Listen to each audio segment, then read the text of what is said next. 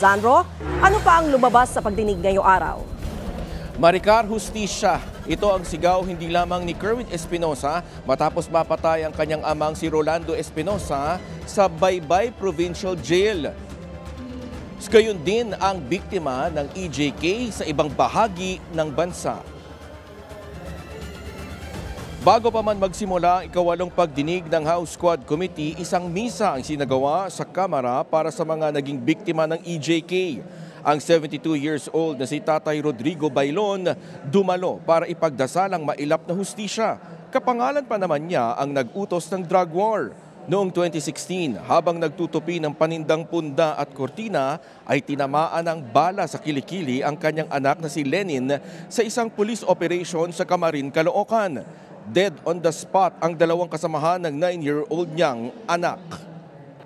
8 taon na po kami naghihintay ng katarungan, justisya. Ang isa pa po namin pinoblema, alam nyo, yung pagkakaroon sa death certificate ng bronchopneumonia, instead nag-ansyat.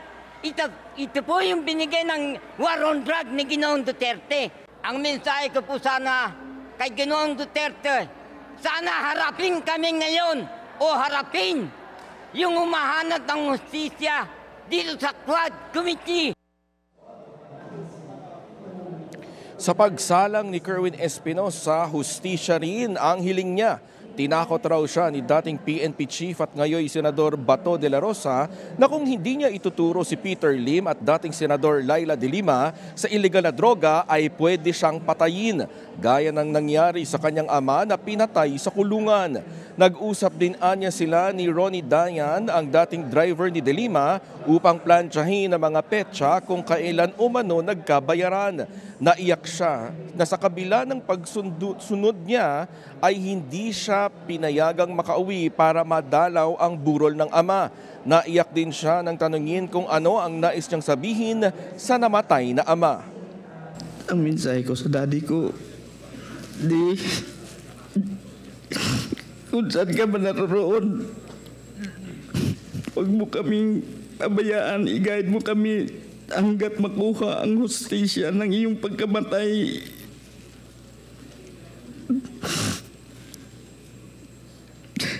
Salamat sa lahat. Sabi naman ni Bato, Kerwin, para magkaintindihan tayo at para walang mangyari na masama sa iyo o sa pamilya mo o sa membro ng pamilya mo, sumunod ka na lang sa plano. Tapos ang tanong ako, Sir, anong plano po ba? Yung sagot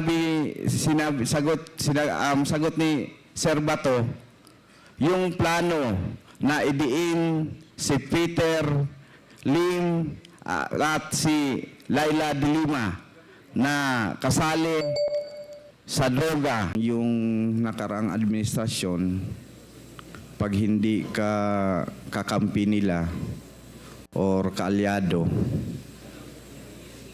pwede kang ilagay sa narcoles. Kasi maraming inosente, maraming malinis na tao, may mga nasali sa narcoles, hindi nga marunong magsigarilyo, nasali na sa narcoles. Walang insaktong validation. Sir Bato de la Rosa, sana po magbago na tayo. Maricar, humingi ng paumanhin kay Senador Laila de Lima si Kerwin at aminado siyang nagpautusa sa pressure ng nakaraang administrasyon. Maricar. Okay. Zandro, may mga na-cite for contempt ba ngayong ang pagdinig? O, dalawa yung na-cite for contempt ngayon. Ito ay yung asawa ni dating presidential spokesperson Harry Roque na si Myla Roque. Gayon din si PSMS Jerry Kausapin alias Tox. Okay. Kanina parang narinig ko din, no? So nag-cite sila ng, sinite sila for contempt. And then, is it correct na meron ng arrest order para sa kanila? Oo, itong kay Myla Roque, yung asawa nga ni dating presidential spokesperson Harry Roque, kaya siya na-cite for contempt at pinapaaresto na dahil 3 beses na siyang hindi dumadalo doon sa mga pagdinig matapos nga siyang imbitahan. Kaya napilitan silang ipasite na rin siya for contempt. Okay, so dalawa na sila na mag-asawa, si dating Secretary Harry Roque at ang kanyang misis na si Myla Roque. Apart from that, Zandro, tatakbong mayor sa Albuera, Leyte, si Kerwin. Hindi kaya politically motivated ang kanyang pagbaliktad?